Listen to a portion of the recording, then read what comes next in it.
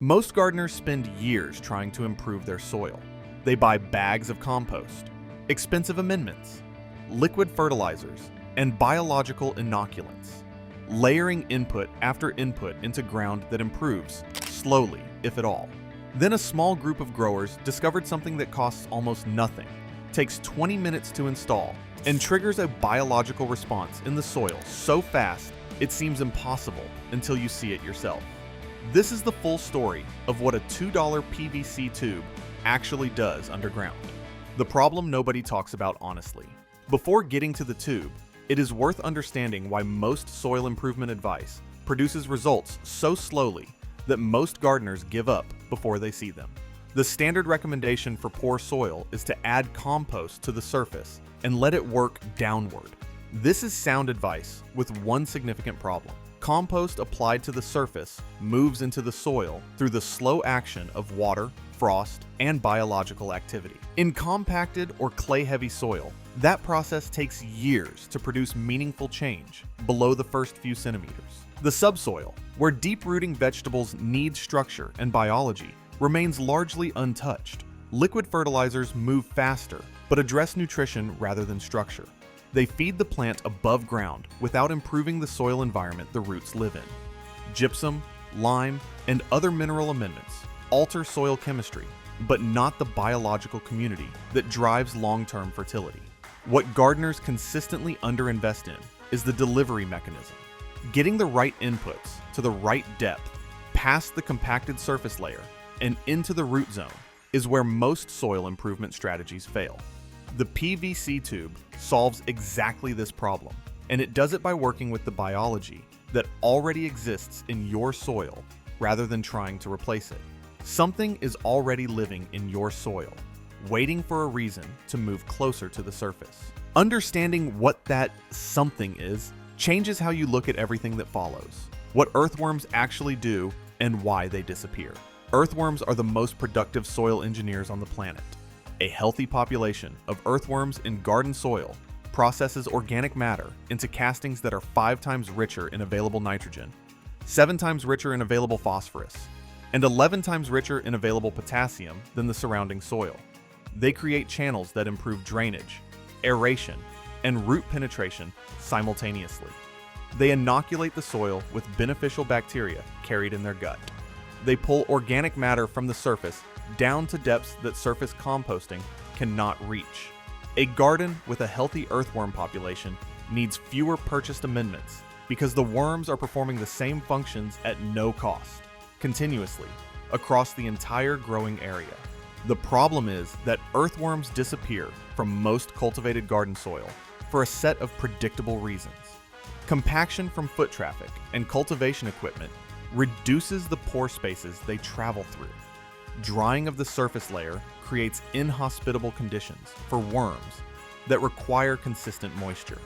Synthetic fertilizer applications reduce the microbial diversity that worms feed on. Pesticide and herbicide residues affect worm reproduction and behavior. Tilling destroys their burrow networks and exposes them to predation and desiccation. Most gardeners dealing with poor soil have soil that once supported earthworms, but has been degraded in one or more of these ways. The worms have not left the area entirely. They have retreated to deeper, moister, less disturbed layers where conditions remain survivable, waiting for surface conditions to improve.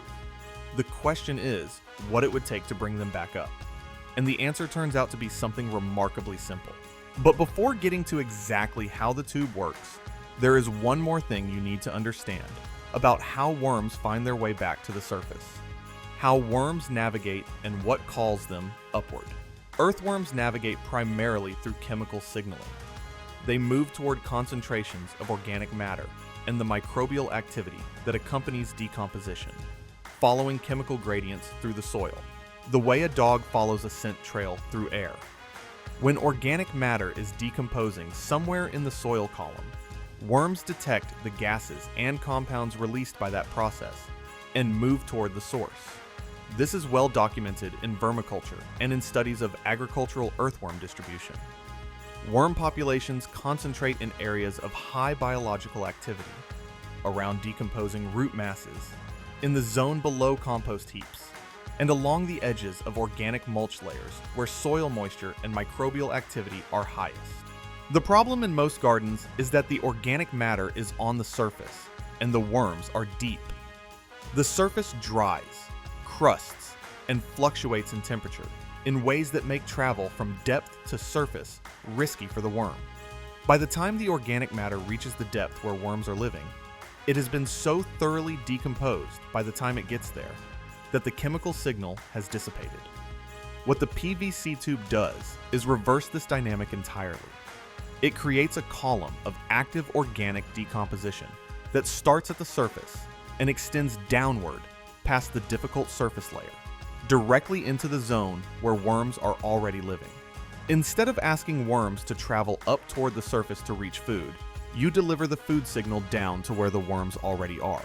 That single reversal is what produces the speed of response that gardeners first see and do not believe. And here's the part that changes how you use every scrap of kitchen waste from this point forward. The $2 setup that changes everything. The physical installation is simpler than anything else in this guide. You need a section of PVC pipe between 30 and 60 centimeters in length and between 7 and 10 centimeters in diameter. The cost at any hardware store or plumbing supplier is typically under $2 for a cut section, and offcuts are often available for free. Drill or punch holes of roughly 1 centimeter diameter along the lower 2/3 of the pipe, spacing them every 3 to 4 centimeters around the circumference. These holes are the critical feature.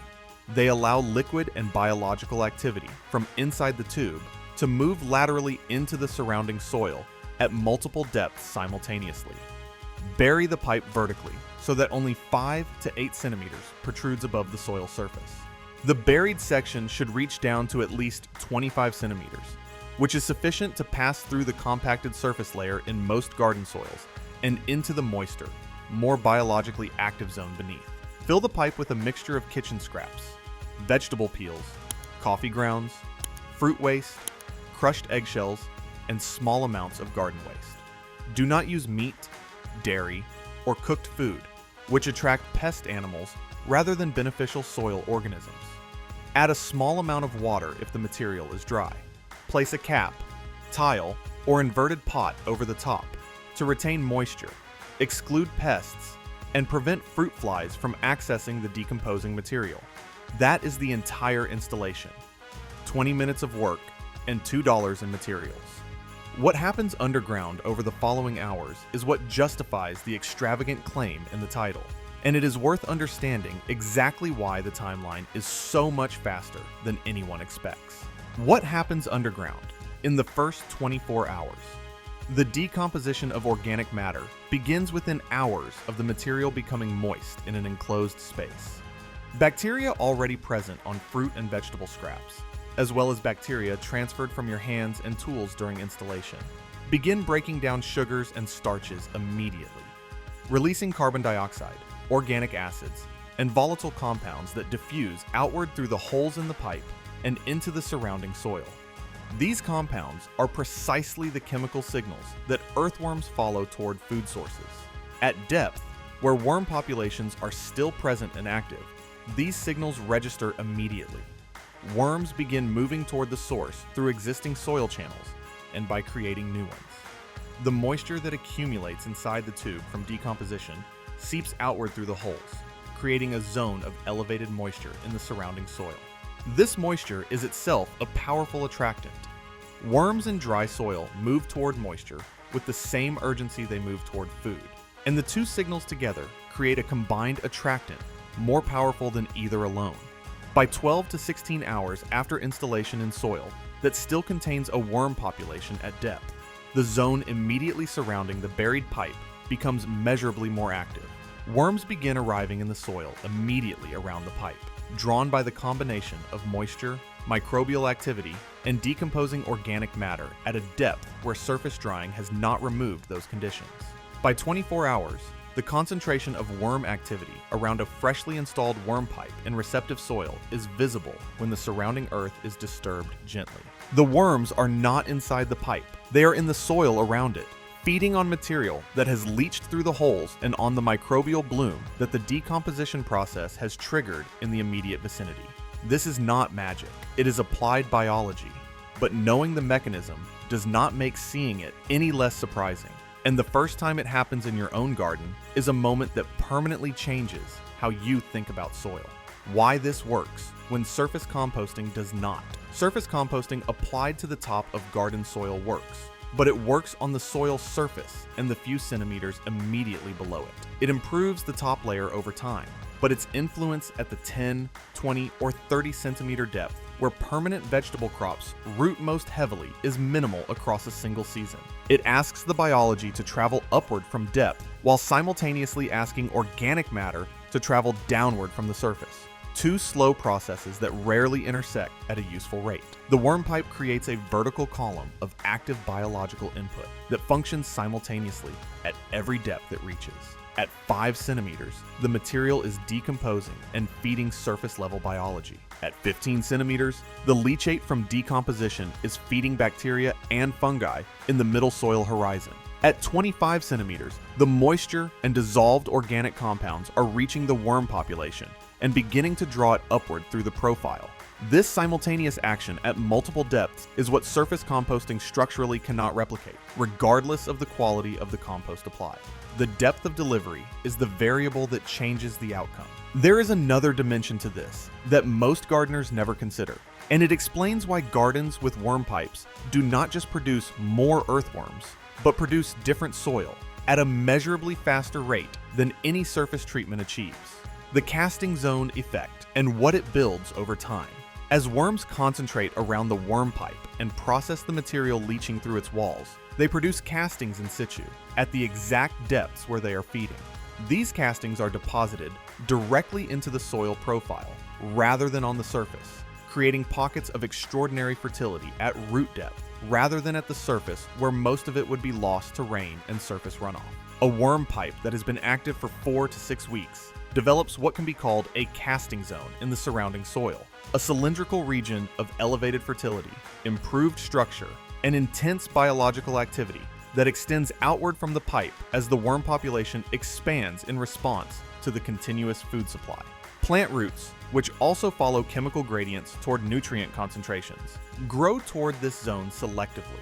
Roots from nearby vegetables and perennials extend preferentially into the casting zone, accessing the elevated nutrient concentrations the worms have created. In beds with multiple worm pipes installed at regular intervals, these casting zones eventually merge into a connected zone of high fertility throughout the root profile. This is the long-term outcome that makes worm pipes more than a curiosity.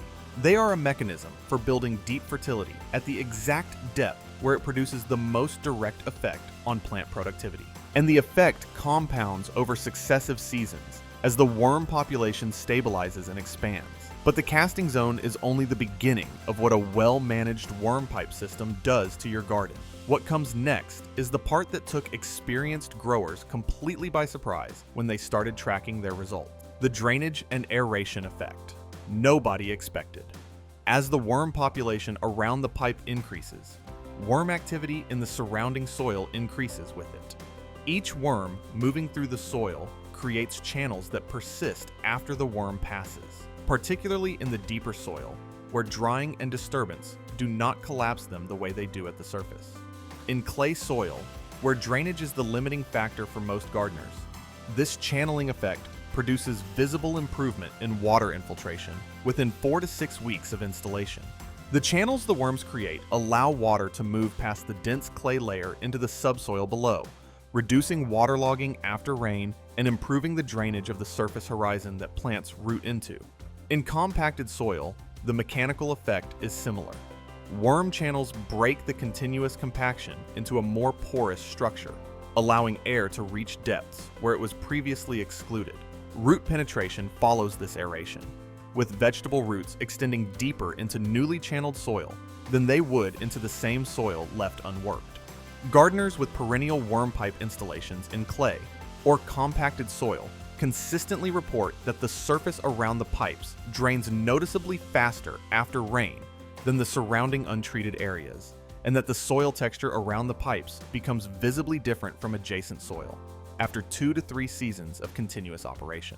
This is happening without a single bag of grit, not 1 cubic meter of imported topsoil, and no mechanical cultivation.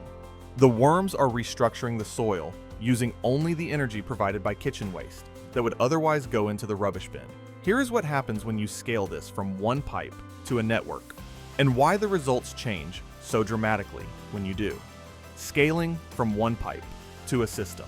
A single worm pipe produces a casting zone extending roughly 30 centimeters in each direction from the pipe after several months of operation. This is a useful improvement in a small container or a single planting hole, but it represents a fraction of the potential impact on a larger growing bed. The approach that experienced growers use is to install multiple pipes at intervals of 60 centimeters across a bed, creating a grid of active decomposition columns that eventually produces overlapping casting zones across the entire bed area. In a bed 2 meters by 1 meter, 5 to 6 pipes installed in a grid pattern cover the entire root zone with active biological influence within one growing season. The feeding regime for a multi-pipe system matches the waste output of most households almost exactly. Each pipe accepts roughly half a kilogram of kitchen scraps per week. A household of 2 to 4 people typically produces 2 to 3 kilograms of vegetable and fruit waste per week, which fills 4 to 6 pipes comfortably. The waste management and the soil improvement become a single integrated system rather than separate tasks. The additional benefit of multiple pipes is population redundancy. If one section of the bed becomes temporarily dry or disturbed, worms from adjacent casting zones continue improving the surrounding soil without interruption. The network is more resilient than any single installation, but scaling the number of pipes is not the only variable that changes results. What you put into the pipes matters almost as much as where you put them, and the difference between average inputs and optimized inputs is larger than most people expect. What to feed the pipe and what to never add. The base inputs of vegetable scraps, fruit waste, and coffee grounds work well and are sufficient to maintain an active worm pipe indefinitely. But certain additions accelerate the biological activity inside the pipe in ways that measurably increase the rate of worm attraction and casting zone development. Crushed eggshells added in small quantities with each feeding provide calcium that both accelerates decomposition and is actively sought by earthworms for reproductive purposes. Worms require calcium for the production of their cocoons, and soil with adequate calcium supports faster reproduction rates in established worm populations. Used coffee grounds added in small quantities are among the most effective worm attractants available. The nitrogen content, the granular texture, and the compound profile of spent coffee grounds consistently draws higher worm concentrations than any other single material. Many experienced growers collect spent grounds from local coffee shops specifically for their worm pipes and garden beds. Diluted comfrey liquid, nettle tea, or liquid from a compost pile added to the pipe feeds the bacterial community inside it and increases the richness of the leachate seeping into surrounding soil. This bacterial food source extends the chemical gradient that worms follow, attracting worms from a slightly greater radius than dry organic matter alone. What you must never add to a worm pipe is equally important. Meat, fish, dairy products, cooked food, and citrus in large quantities either attract pest animals that will excavate the pipe, create conditions too acidic for worm activity, or introduce pathogens that harm the worm population rather than feeding it. The right inputs make the pipe dramatically more effective. The wrong inputs neutralize the entire benefit. The winter question and what most people get wrong. The most common concern about worm pipe systems is winter performance in cold climates, and the concern is partly justified, but mostly misunderstood. Earthworms do not die in winter. In cold conditions, they move deeper into the soil profile, below the frost line, where temperatures remain above freezing. They enter a state of reduced activity rather than dormancy, continuing to process organic matter and move through the soil at a slower rate than in the warmer months. A worm pipe that reaches below the frost line continues to function as an attractant during winter, though the response rate is slower and the surface activity is reduced. Material added to the pipe in winter decomposes more slowly, but it still decomposes, and the leachate still moves into the surrounding soil. The practical management adjustment for winter is to reduce feeding frequency to match the slower decomposition rate. Adding large quantities of material to a cold pipe produces a backlog that can become anaerobic if it exceeds the processing capacity of the reduced winter bacterial population. Smaller, less frequent additions maintain the pipe in aerobic function through the cold months. The payoff for maintaining winter activity is immediate spring activation.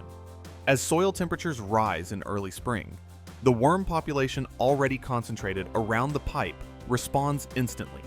Expanding activity before surface conditions would otherwise attract worms from depth.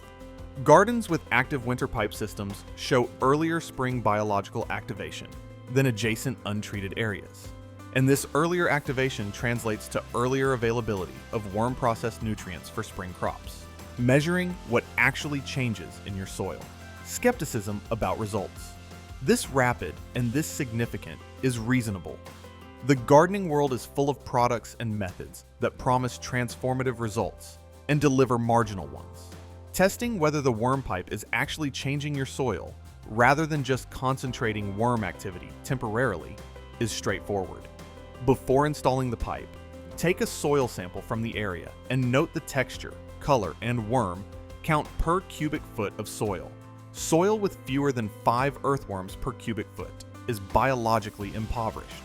Productive soil contains between 10 and 20 worms per cubic foot. Highly productive soil contains more. After 4 to 6 weeks of pipe operation, take comparative samples. Dig in the casting zone immediately around the pipe and in an untreated area of the same bed. Compare the color, the texture, the smell, and the worm count. The casting zone sample will be darker, with a finer crumb structure, a more active earthy smell, and a higher worm count than the comparison sample. After a full season of operation, compare plant productivity in beds with pipes against adjacent beds without them using the same varieties, same watering schedule, and same feeding regime. Yield differences in well-established pipe systems are not subtle.